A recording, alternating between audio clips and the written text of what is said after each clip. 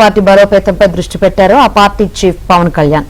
స్థానిక సంస్థల ఎన్నికల నాటికి గ్రామ స్థాయి నుంచి జిల్లా స్థాయి వరకు చేరికలను ప్రోత్సహించాలని నిర్ణయించారు. ఇందుకోసం ప్రత్యేకంగా 14 మంది సభ్యులతో కమిటీ ఏర్పాటు చేసి మేధావులు నేతలతో మాట్లాడి జనసేనలో జాయిన్ అయ్యేలా చూడాలని సూచించారు.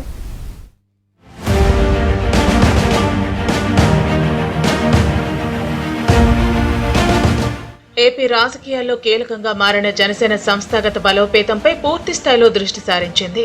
మొన్నటి వరకు కేవలం పాలనాపరమైన అంశాలకే పరిమితమైన పవన్ కళ్యాణ్ ఇప్పుడు రాబోయే స్థానిక సంస్థల ఎన్నికలు, భవిష్యత్తు రాజకీయ సవాళ్లను ఎదుర్కొనేందుకు వీలుగా పార్టీని మరింత పటిష్టం చేసే దిశగా అడుగులు వేస్తున్నారు. జనసేనలోకి రావడానికి వివిధ పార్టీల నేతలు, సామాజిక వర్గాల ప్రతినిధులు భారీగా ఆసక్తి చూపిస్తున్నారు. వీరిని జాయిన్ చేసుకునేలా 14 మంది సభ్యులతో కమిటీ ఏర్పాటు చేశారు. వీరిని సమన్వయం చేసే విధంగా పవన్ 3 ఎమ్మెల్యేలు, 1 రాజ్యసభ ఎంపీ, మాజీ మంత్రులు, కీలక సీనియర్ నేతలను రంగంలోకి దించారు.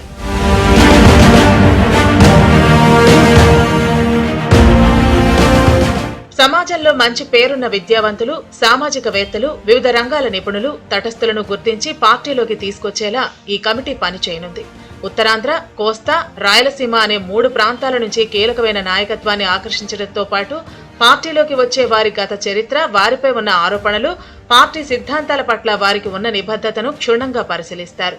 త్వరలోనే అమరావతిలో కమిటీ సభ్యులతో పవన్ కళ్యాణ్ తొలి ప్రత్యేక సమావేశాన్ని నిర్వహించి దిశానిర్దేశం చేయనున్నారు. నేతల మధ్య ఎలాంటి అసంతృప్తి లేకుండా చేస్తూ కొత్తగా వచ్చే నాయకులతో కలిసి పనిచేసేలా ఈ కమిటీ వ్యవహరించనుంది. పాత కొత్త నేతల మధ్య వంతెనలా వ్యవహరించి టికెట్లు, పదవుల విషయంలో తలెత్తే అంతర్గత విభేదాలను ముందే నివారించడం ఈ కమిటీ బాధ్యత. రాబోయే స్థానిక సంస్థల ఎన్నికల్లో జనసేన జెండాను బలంగా ఎగరేయటమే ఈ కమిటీ తక్షణ కార్యాచరణగా తెలుస్తోంది. గ్రామ, మండల, మున్సిపాలిటీ స్థాయిల్లో గెలుపు గుర్రాలైన అభ్యర్థులను ఇతర పార్టీల నుంచి సైతం జనసేన వైపు ఆకర్షించడంపై వీరు దృష్టి పెట్టనున్నారు.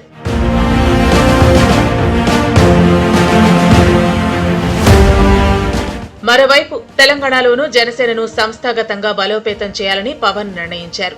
ఏపీలో అమలు చేస్తున్న జాయినింగ్స్ కమిటీ విధానాన్ని పరిశీలించిన అనంతరం త్వరలోనే తెలంగాణ కోసం కూడా ప్రత్యేకంగా ఒక జాయినింగ్స్ కమిటీని ప్రకటించనున్నారు.